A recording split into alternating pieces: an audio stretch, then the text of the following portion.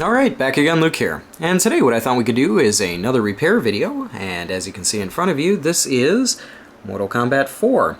Now this is a game board that I just wound up getting in here, and it's something that I wanted to get in order to complete the collection of PCBs that I have. Now it's not a complete collection, but I do have Mortal Kombat 1, 2, UMK3, and then I wanted to pick this one up.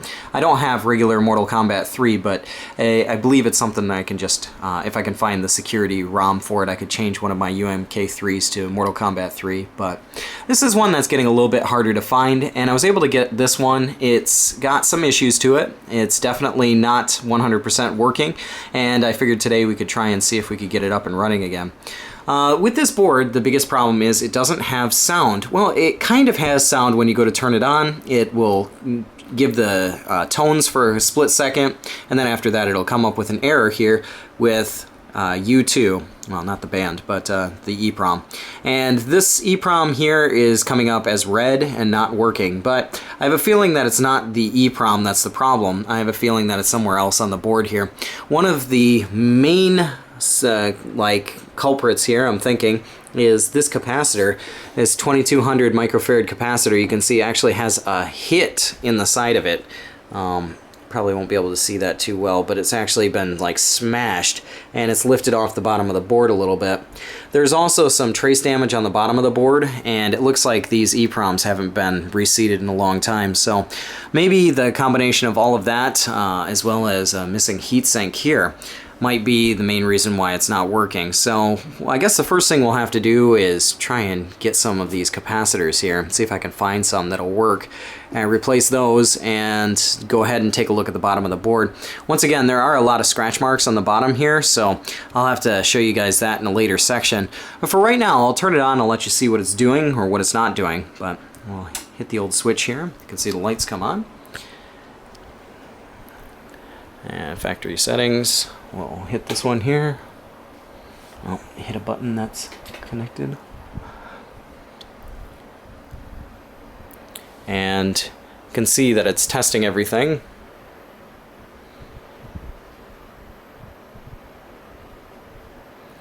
And the first time when I plugged this thing in, it actually came up with a problem very quickly. It just automatically came up red.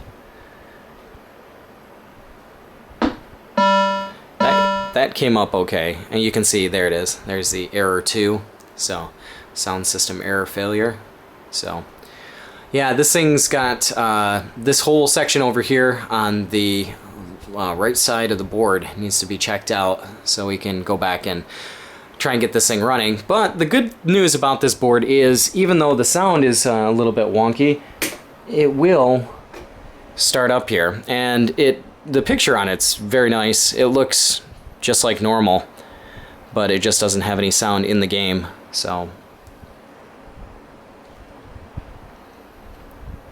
but the one thing we'll have to do here is try and take a look at the board itself. Once again, replace that bad capacitor, or maybe replace both of them at the same time. Then take a look at the EEPROM itself and the traces on the bottom of the board, which look like they're scratched, and see if we can get the sound back here.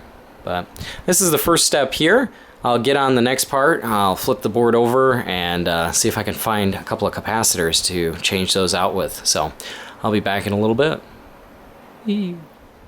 Okay, so as you can see here, it's a little bit brighter, so I put it in the light so you guys can see this a little bit easier. But this is the capacitor. As you can notice, it's crushed right here, and it's almost got a hole in it. So I went looking around to see if I could find another 2200 microfarad capacitor, and I didn't have any, so I ordered a couple of these up, and hopefully they'll be in here soon. But that's one big problem. On the other side of the board here, if you take a look at the solder side, you'll notice that there's a lot of this kind of white buildup. It looks like maybe some sort of mold or something like that, but some liquid over time. There's also some gouges here in the traces along the board. You can see some of these gouges go all the way across. So what we're gonna have to do is, for one, we're gonna have to try and clean up this board a little bit so we can get a better idea as to if there are any other traces here that are scratched. There's quite a few of these long gouges here. You can see there's another one here that goes through there, but we'll take a look at it. You can see the bottom of the capacitor here. This is the one on the front that's already pulled out, so that's going to be a big issue there, but we'll try and get it all scrubbed up, and once we do that, we'll take a look once more and see if we can find any really bad traces, then go ahead and try and patch those up. So I'm going to go ahead and try and clean this up first, and I'll see you guys in a little bit. Okay, so going over some of the bottom of this board here and trying to clean it up, it looks like some of these kind of deeper scratches or gouges aren't affecting any of the traces, so that's actually a good thing. Don't have to worry about going across any of these traces here and repatching those up. There's still a little bit of the residue on the board, but luckily you can see it quite clearly, and it makes it a little bit easier to test the different traces. You can see where the ends were, as before it was kind of difficult with all the grime that was on there. There are a couple other places that are scratched, but once again, you know, get out the old continuity meter and test those up and make sure that those are still intact, and then we'll just go and first things first replace that capacitor there, because that's a huge problem, and then take a look at that EEPROM on the front, as it was also saying that there was an issue with that, so that could be indirectly related or directly related to this capacitor here. So we'll take it out and take a look at it nonetheless.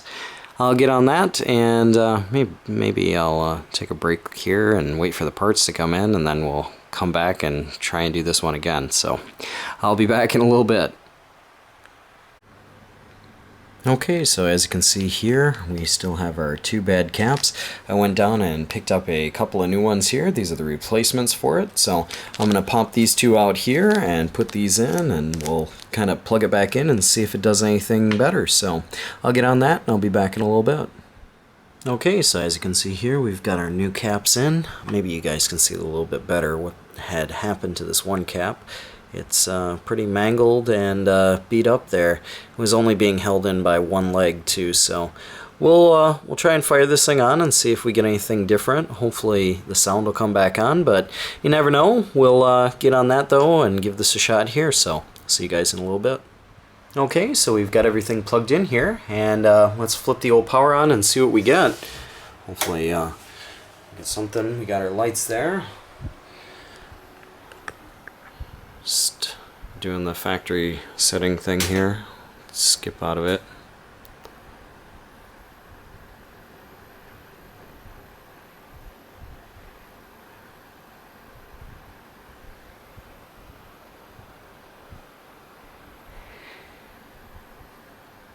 I haven't heard any tones or anything yet.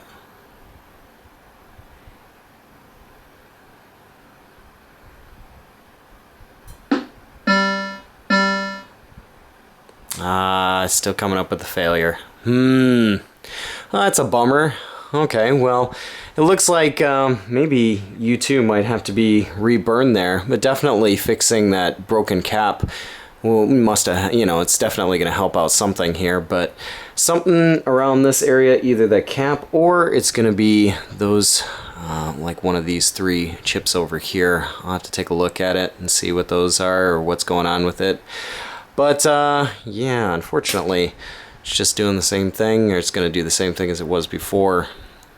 But, well, nonetheless, it's one more thing that's repaired, or one more thing to get it closer to being repaired. And we can kind of hope for the best, see if we can get this thing up and working again. I'll see about maybe possibly burning another chip there. I have to try and get out my burner and see if I can find a replacement chip for it, but we might be able to get it running. Yeah, I'm just gonna have to go and try and find all the parts that I need in order to get this thing back up and running again, but we'll go and see if we can find those, and maybe in a little bit I'll try and put up another part to this video. So I'll see you guys in a little bit. Alright, so about a week later here, and I finally got my EEPROM in. Yay! This is a really strange EEPROM, something that's not very common in my parts, and that is an M27C800. Most of these other ones here are 27C160s, but for some strange reason this one is a 27C800, so it must contain a bit more information. than the other chips on here. So I ordered a couple of them. I ordered a couple used. The ones that came in were really rough. They looked like they had been kind of sitting on a shelf for a long time. They actually had rusted legs on it, so I was quite a bit disappointed. I don't know how this is going to work, but I kind of cleaned off the legs here a little bit. I've got my new capacitors in here. I don't know if I showed this last time or not, but these are the two capacitors that needed to be replaced. One of them was severely damaged, which could have been a reason why this wasn't working. Not sure. Another thing here on this chip, I don't know if you guys can see this. This is kind of like a makeshift heatsink that I made from a soldering pen stand, and I put a little bit of compound on it just to at least dissipate heat a little bit better, because I didn't want it to get too hot there. And I think it originally had something similar to this, not as wide, but should do the job nonetheless. Anyway, I got the chip. I wound up running it, getting the code from MAME, taking out the U2 code and burning it onto the chip. So we'll find out, see if this thing works or not. This is the next part of the story here, and we'll see how it goes. I got everything hooked up, so let's flip the old switch on here. And I think that was the same as last time. Let's see if we get anything different. But this thing has been definitely an interesting process up until now. I suppose we could, well, it's only got 13 seconds, we'll let it run through. But just waiting to see what happens with this board here. Every time like, oh yeah, it's gonna work. Oh no, it doesn't work. So. Alright, oh, this is the same as before. Yeah, there's an error from the clock, that's okay. That battery is dead. I don't even know if the volume's turned up. Let's see. I guess it's turned up.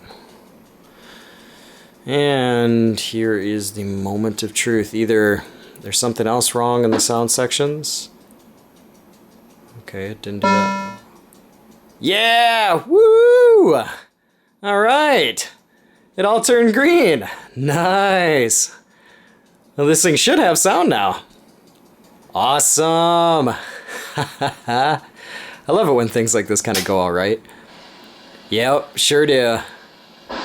Nice. Thousands of years ago, in a battle with the fallen elder god known as Shinnok, I was responsible for the death of an entire civilization.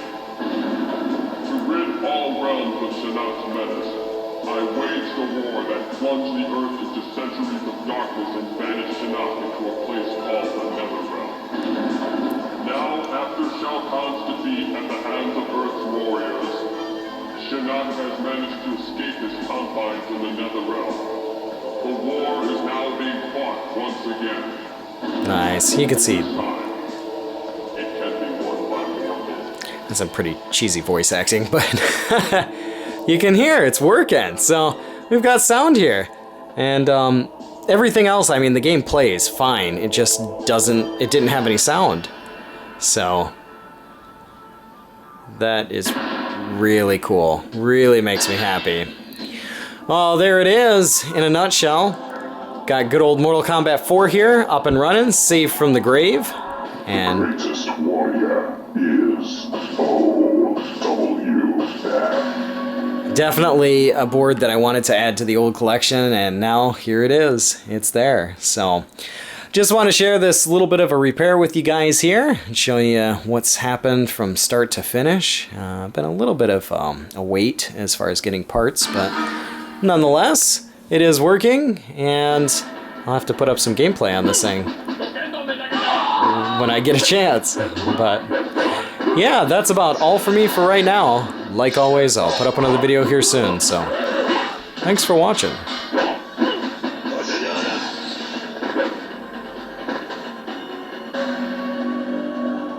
The greatest warrior is OW.